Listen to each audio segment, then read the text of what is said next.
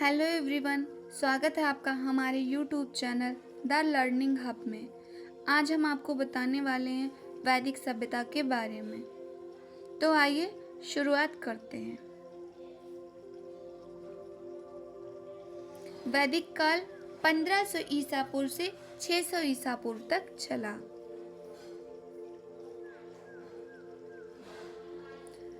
आर्यों द्वारा निर्मित सभ्यता को वैदिक सभ्यता कहते हैं। वैदिक सभ्यता ग्रामीण सभ्यता थी।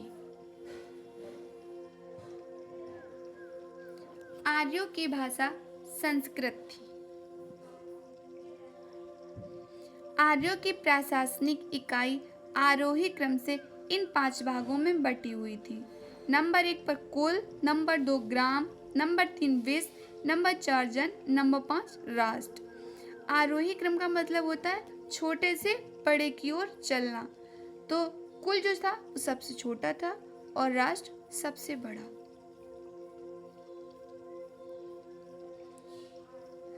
ग्राम का मुखिया ग्रामणी कहा जाता था। विश्व का प्रधान विश्वपति, जन के शासक राजन कहलाते थे। राज्य अधिकारियों में पुरोहित एवं सेनानी सबसे प्रमुख थे, लेकिन राज्य दरबार में सब कुल 12 अधिकारी होते थे, जिनमें राजा भी शामिल थे।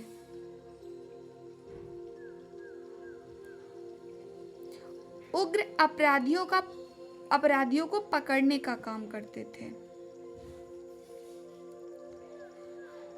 वैदिक काल में सभा एवं समिति राजा को सलाह देने वाली दो संस्थाएं थीं।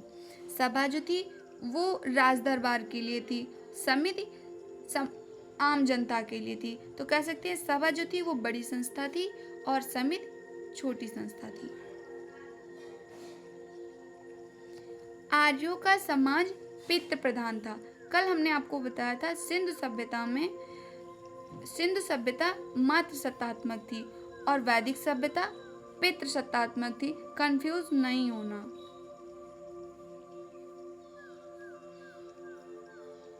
समाज की सबसे छोटी इकाई परिवार या कुल थी, जिसका मुखिया पिता होता था, जिसे कुलप कहते थे। अभी हमने बताया था आपको, सॉरी इसमें कुलप लिख गया, कुल होगा यहाँ पे।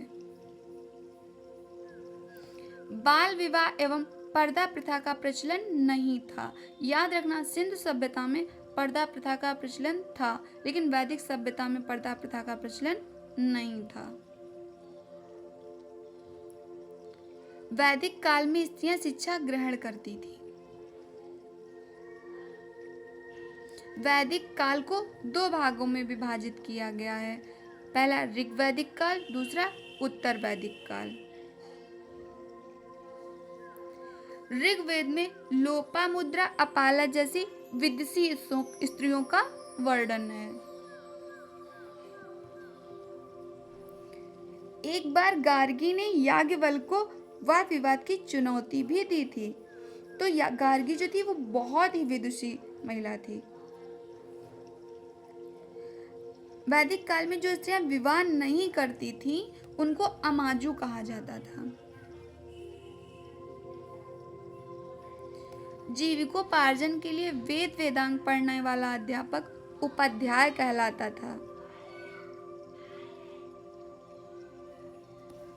आर्यों का मुख्य पेय पदार्थ सोमरस था।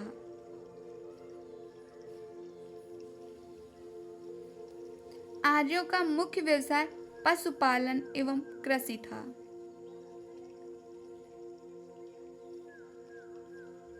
वैदिक काल में गाय को अधन्या कहा जाता था।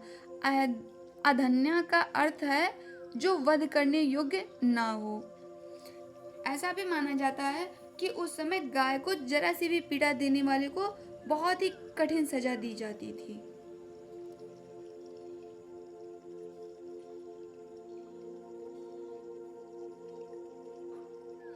आर्यों का प्रिय पशु घोड़ा एवं सर्वाधिक प्रिय देवता इंद्र थे।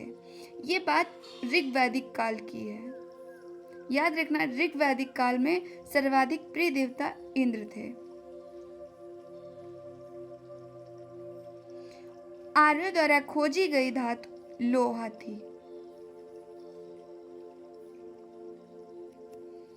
ऋग्वेद में सभी नदियों में सरस्वती सबसे महत्वपूर्ण तथा पवित्र नदी मानी जाती।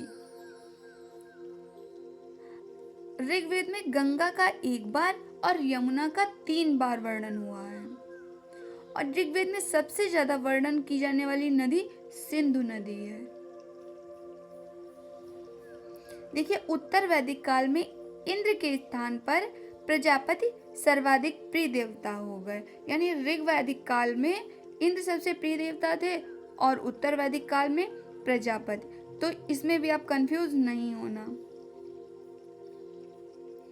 विष्णु के 3 पगों की कल्पना का विकास उत्तर वैदिक काल में ही हुआ था।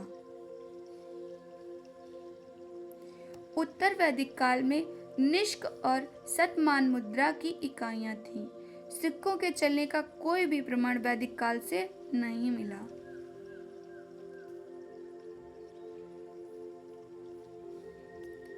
सांख्य दर्शन भारत के सभी दर्शनों में सबसे प्राचीन दर्शन है।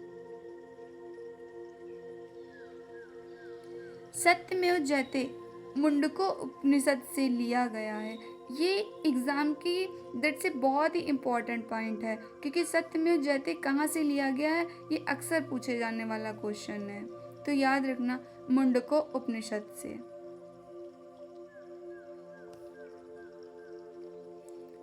उत्तर वैदिक काल में कौशाम्बी नगर में प्रथम बार पक्की ईंटों का प्रयोग किया गया है।